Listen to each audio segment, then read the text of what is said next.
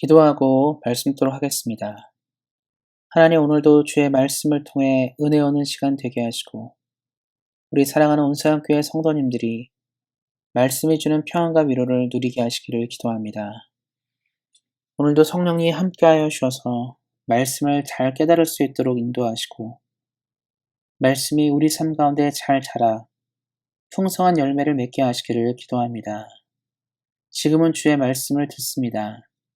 말씀을 전하는 사람과 듣는 모든 사람들에게 하나님의 은혜가 충만하게 임하기를 원하며 우리를 구원하신 우리 주 예수 그리스도의 이름으로 기도하였습니다. 아멘. 오늘은 인생의 홍해 앞에서라는 말씀의 제목으로 함께 은혜를 나누고자 합니다.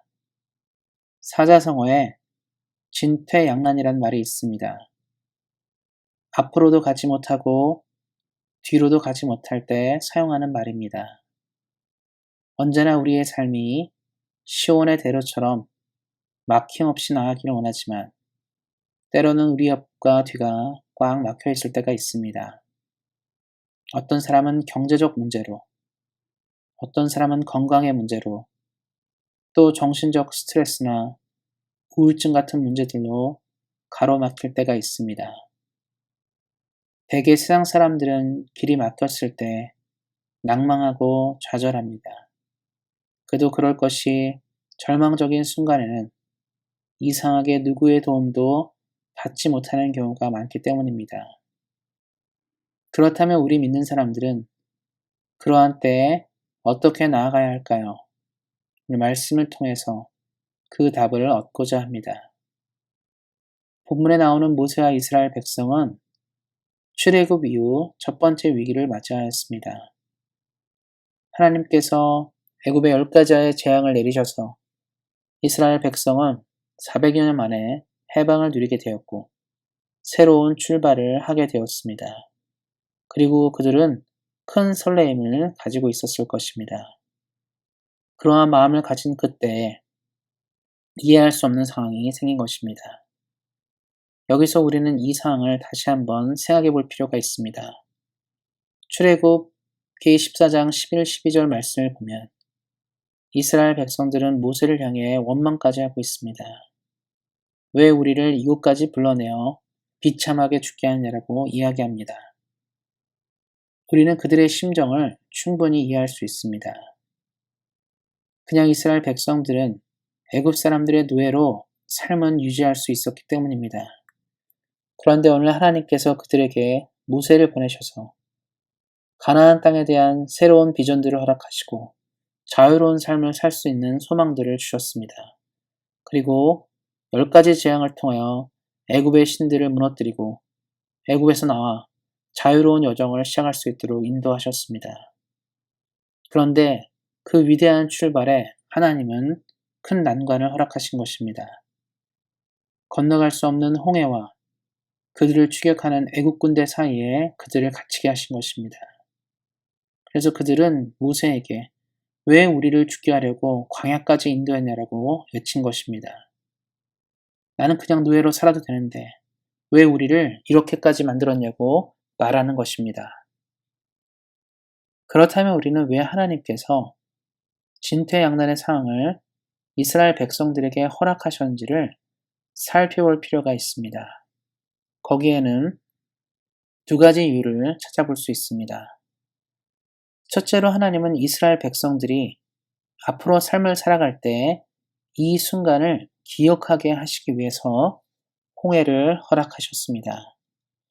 시편 136편 13절은 이렇게 이야기하고 있습니다. 홍해를 가르신 이에게 감사하라. 그 인자하심이 영원함이로다. 시편 기자처럼 구약 성경의 많은 저자들은 위기와 어려움 속에 그들을 돌보고 인도하셨던 하나님을 기억하라고 이야기하고 있습니다. 예를 들자면 42.195km를 달리는 마라톤 선수는 경기 전에 미리 훈련을 하면서 자신이 달려볼 코스를 미리 달려옵니다. 그래서 어느 코스에 오르막길이 있고 어느 코스에 내리막이 있고 또 레이스 내내 어떤 식으로 체력을 안배해야 되는지 또 어느 지점에서 스퍼트를 내야 하는지를 미리 점검합니다. 훈련을 통해서 미리 경험해 보는 것입니다. 이렇게 하는 이유는 중요한 대회에서 실전의 순간에 미리 훈련했던 경험들을 떠올리고 그 기억을 통해서 안정적이고 좋은 레이스를 하기 위함입니다. 마찬가지로 이스라엘 백성이 앞으로 살아갈 가나안 땅에서 시련과 위기가 닥칠 때 이스라엘 백성들을 위해서 하나님은 홍해의 사건들을 기억하라고 베푸신 것입니다. 이들이 홍해를 주의 기적으로 건너갔던 것처럼 어렵고 힘든 그 순간도 주님의 은혜로 돌파할 수 있도록 하나님께서는 홍해의 사건들을 허락하신 것입니다. 사랑하는 성도 여러분, 삶을 살면서 하나님께서 우리에게 시련을 부어주실 때가 있습니다.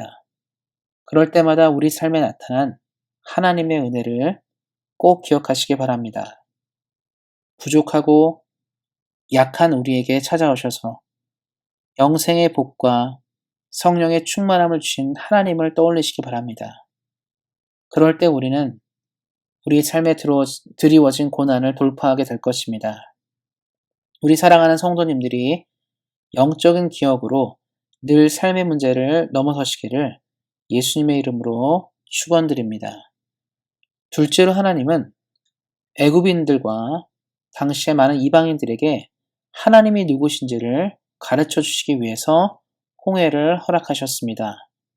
출애굽기 14장 4절을 보면 하나님께서 홍해를 통해 애굽인들에게 하나님이 여호와이심을 알게 하신다라고 이야기하고 있습니다.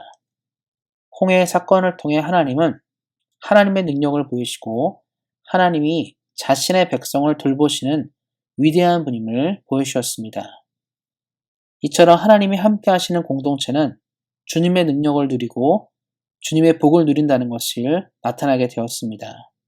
그래서 주변의 많은 사람들이 하나님을 믿는 백성인 이스라엘을 두려워하게 된 것입니다. 현대 교회를 보면 그러한 모습이 없음이 안타깝습니다. 능력을 잃은 수많은 현대 교회는 세상에 아무런 영향력도 드러내지 못하고 있습니다. 교회를 통해 하나님의 나라가 날로 번창하고 번영해야 하지만 어쩐 일인지 교회는 점점 움츠러들고 우리들끼리만 행복한 작은 모임이 되어가고 있습니다. 어찌 보면 참으로 안타까운 일이 아닐 수 없습니다. 홍해의 사건은 이스라엘뿐만 아니라 수많은 애굽인과 당시의 많은 이방인들에게 하나님이 누구신지를 드러내는 사건이었습니다. 홍해 사건을 통해 다른 민족들은 이스라엘을 주목하였습니다. 마찬가지로 현대의 교회 역시 예수님이 다시 오실 때까지 하나님의 나라를 세상에 널리 알려야 되며 하나님이 누구신지를 드러내는 공동체가 되어야 합니다. 여호수아서를 읽다 보면 당시에 많은 사람들이 이스라엘 백성들의 이야기를 듣고 동요하는 장면들이 나옵니다. 홍해 사건 없이 그냥 이스라엘 사람들이 만약에 광야를 통과해 가나안에 다다랐다면 가나안의 도시국가들은 별로 그들을 두려워하지 않았을 것입니다. 그러나 홍해의 사건은 이스라엘 백성을 누가 인도한지를 보여주는 사건이었고 주변의 많은 나라들은 그것을 듣고 하나님의 일하심을 보고 두려워하였습니다. 사랑하는 성도 여러분, 우리들의 인생에 홍해가 주어진 것은 단지 우리의 신앙만을 위한 것이 아닙니다. 바로 우리의 승리를 통해 하나님을 알게 될 사람들도 포함하는 것입니다.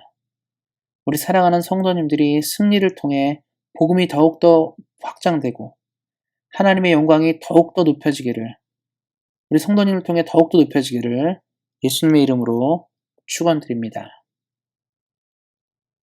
그렇다면 하나님께서 우리 인생에 어려움을 주었을 때 분명히 하나님 우리에게 좋은 것들을 주시는데 우리 역시 어떤 자세가 필요합니다. 그럼 하나님께서 우리에게 홍해를 허락하셨을 때 우리는 어떠한 마음가짐과 생각으로 있어야 되는지를 또 말씀을 통해 살펴보기를 원합니다. 첫째로 봐야 될 것은 가만히 있어야 합니다. 14절의 모세는 백성들에게 이렇게 얘기하고 있습니다. 여호와께서 너희를 위하여 싸우시리니 너희는 가만히 있을지어다. 모세는 두렵고 걱정하는 백성들에게 하나님이 친히 우리를 위해 싸우실 것이니 걱정하지 말고 서 있으라고 얘기하는 장면들이 나옵니다. 운동 경기 중 농구는 경기 중에 작전 타임을 요청할 수 있습니다. 그래서 감독은 적절하게 작전 타이밍을 통하여 선수들의 경기를 잘 헤쳐나가고 이길 수 있도록 도움을 줍니다. 그러니까 하나님께서 우리에게 말씀하고자 하는 것은 하나님이 우리의 삶에 어려움을 나타날 때 하나님이 우리와 함께 하시기 때문에 하나님이 우리를 가장 잘 아시는 감독이시기 때문에 우리가 이것을 어떻게 대처하고 나아갈지를 말씀한다는 뜻입니다. 농구 경기에서 작전 타임을 통해서 흐름을 바꾸는 것처럼 하나님은 우리 삶 가운데 우리 보고 멈춰 있어서 하나님이 일하심을 보고 이 분위기, 우리가 힘겹고 어려워하는 분위기가 어떻게 바뀌는지를 지켜보라고 얘기하고 있습니다. 그래서 우리는 우리 스스로가 해결할 수 없는 문제에 대해서 두려워하고 떨 필요가 전혀 없습니다. 말씀에 나온 것처럼 우리의 문제를 위해 싸우시는 분은 우리가 아니라 하나님이시기 때문입니다. 하나님은 자신을 바라는 모든 백성에게 최고의 대답을 들려주시는 분이십니다.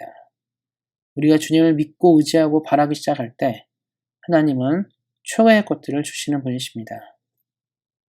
우리 사랑하는 성도님들이 삶의 문제가 나타나고 어려움이 나타나고 힘겨울 때마다 이 말씀을 기억하시고 우리를 건져내시고 구원하시는 하나님 앞에 우리의 모든 것을 올려드리고 머무시면서 승리하시기를 예수님의 이름으로 축원드립니다.